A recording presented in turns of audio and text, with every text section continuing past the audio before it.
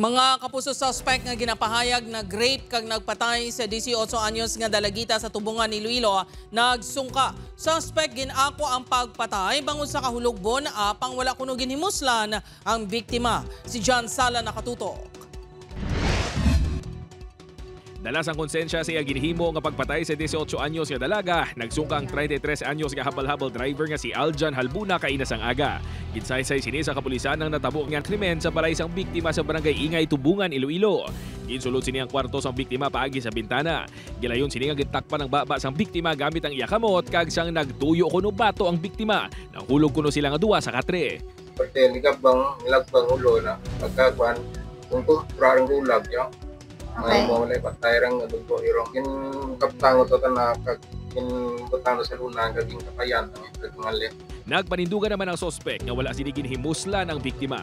Nahimo sini ang pagsulod sa kwarto sang dalaga, dala sang kahulogbon. Kurang inis na. Pagkaulog na gitastar lang to tapos ngali. Upar na ito.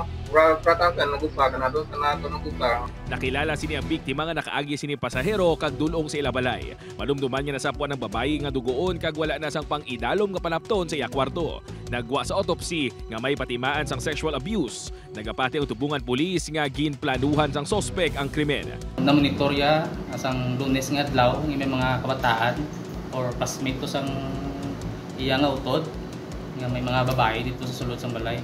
So monitorya gid ang bulag sang kung sinong daang tao dito sa sulod.